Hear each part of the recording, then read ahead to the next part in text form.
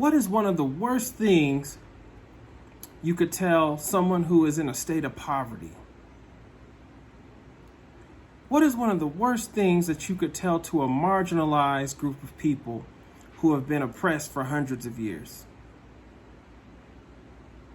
What is one of the worst things you could tell a victim of abuse who has been severely damaged, suffering every day from trauma? One of the worst things you could tell that person is everything is as it should be. Stop telling people that.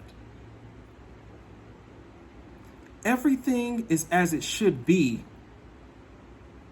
comes only from privilege.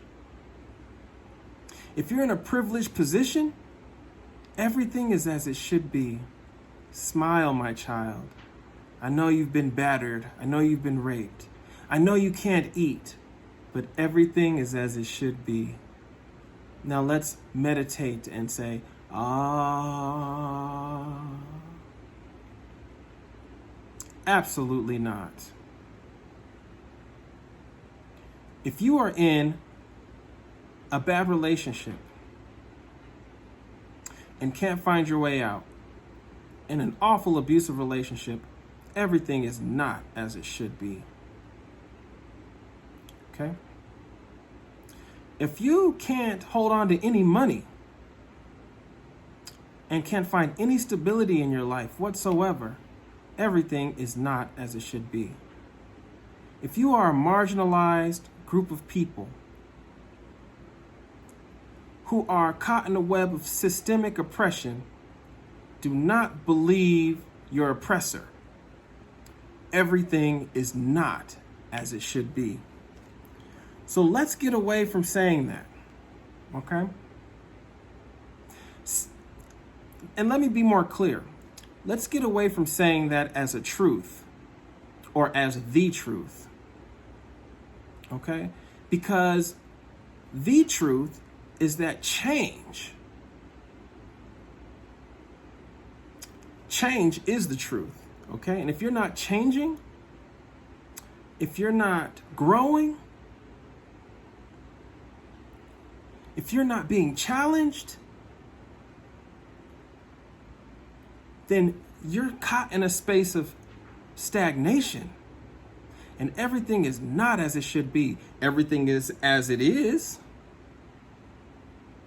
That doesn't mean you have to accept that as your permanent truth, or that the universe somehow thinks that that's what's best for you because you're there. Okay?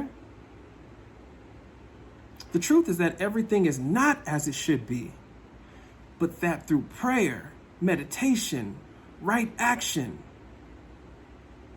dietary and physical discipline, through being true to your spiritual practice, that you will find peace anyway, despite everything not being as it should be. Now we have to get to a space where we see the difference between an affirmation and a truth. Okay? Because there are people that will spin an affirmation as a truth to keep you oppressed. Okay? Now some might say an affirmation is a truth. Right. Sure. It's a truth. But it's a limited truth. Okay? And an affirmation is a truth. It's a word. It's something you pray over your life that adds energy, that adds hope, that aligns you and makes you feel like you can move through life in a productive manner, in a place of peace as you move through life's challenges. That's what an affirmation, everything is as it should be, is supposed to do.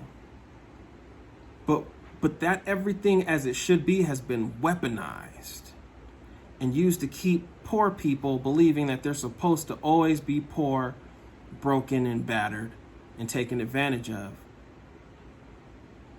So, as you're as you're going through your spiritual motions through the day and you're coming up with your mantras and your affirmations, I'm not saying you have to change them.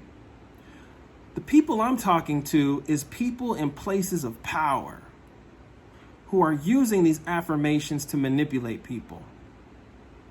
Everything is not as it should be. But through this spiritual discipline, you will find peace anyhow. You will fight your oppressor from a place of peace. You will not be angry, but you can use anger, okay, as a weapon. But you're not going to internalize that anger and let it burn you from within. You know? We're not going to be sad. We're going to use sadness. You see what I'm saying? We're going to let these emotions move through us, but not become us. And that's where the peace is going to come from. If everything is not as it should be, let's not call it that. Let's call it what it is, especially when we're dealing with people who need the truth and not a warped affirmation. Thank you.